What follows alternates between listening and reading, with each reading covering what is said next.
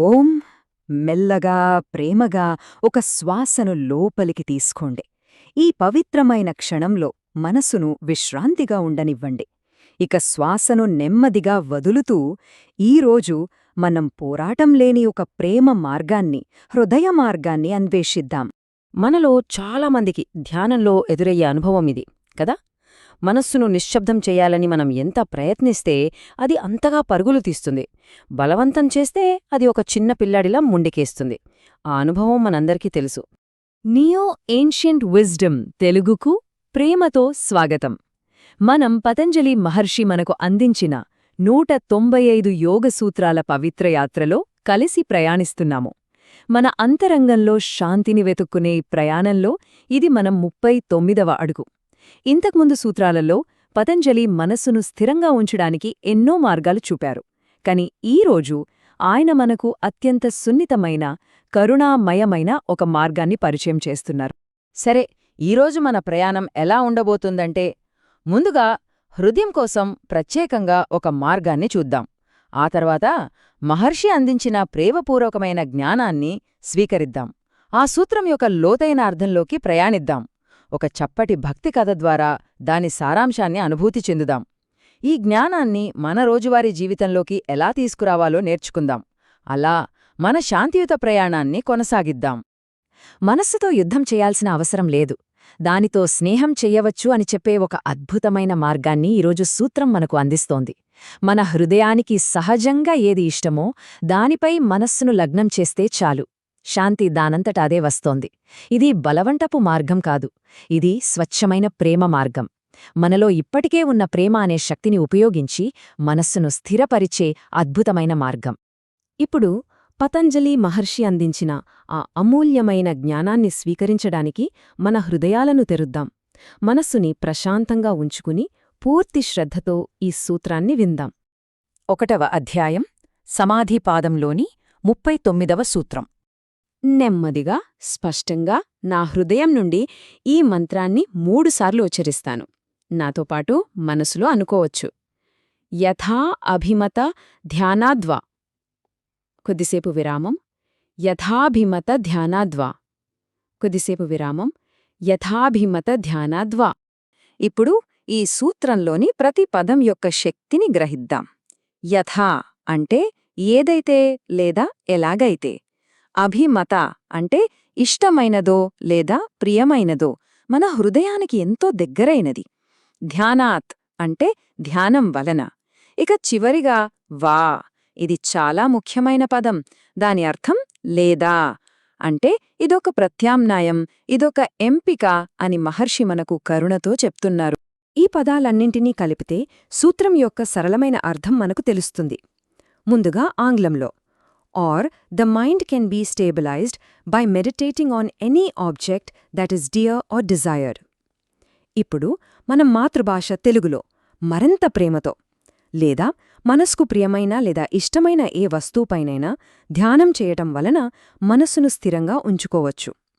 ఎంత అద్భుతమైన, కరుణామయమైన మార్గం కదా ఇది.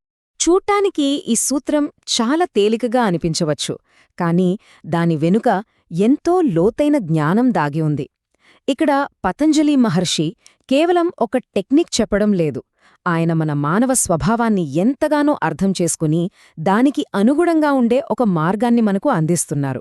ఈ సూత్రంలోనే వా అనే పదం యొక్క ప్రాముఖ్యతను గమనించండి. మహర్షి లేదా అని అంటున్నారు అంటే మీకు కష్టమైన ఏకాగ్రత పద్ధతులు పనిచేయకపోతే చింతించకండి, ఇక్కడ మరో మార్గముంది అంటున్నారు.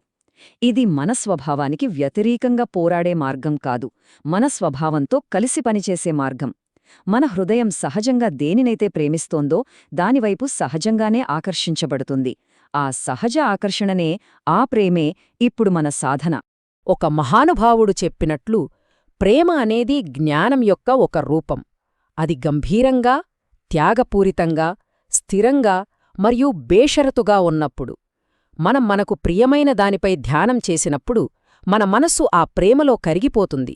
ఆ ప్రేమపూర్వక ఏకాగ్రతలో మనస్సు యొక్క అలజడి శాంతిస్తుంది. ఇక్కడ ప్రేమ కేవలం ఒక భావోద్వేగం కాదు, అది ఏకాగ్రతకు, జ్ఞానానికి దారితీసే ఒక శక్తివంతమైన సాధనం.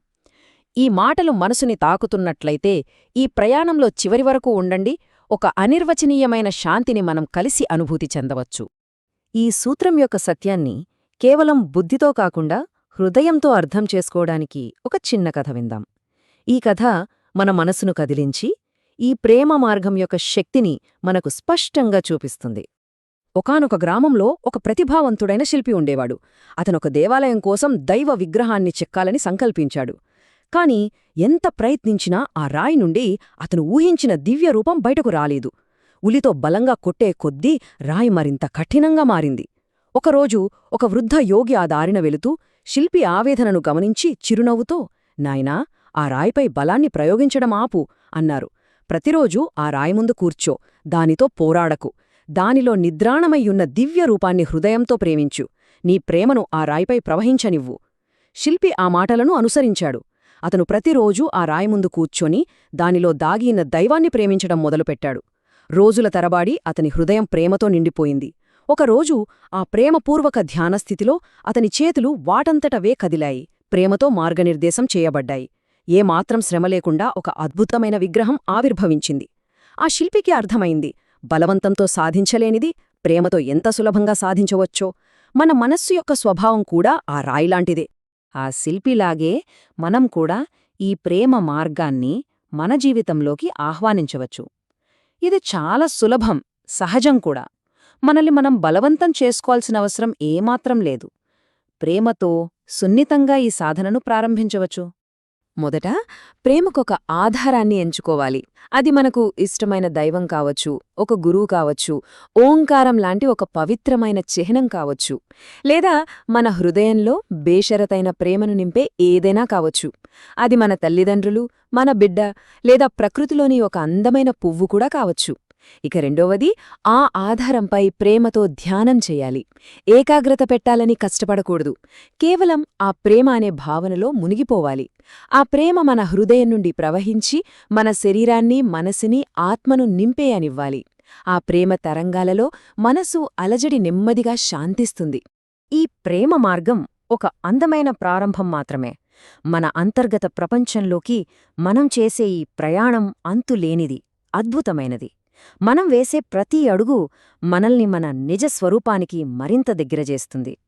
పతంజలి మహర్షి మనస్సును నిష్ణాతులుగా మార్చడానికి ఇంకా ఎన్నో లోతైన రహస్యాలను మనకు అందిస్తారు.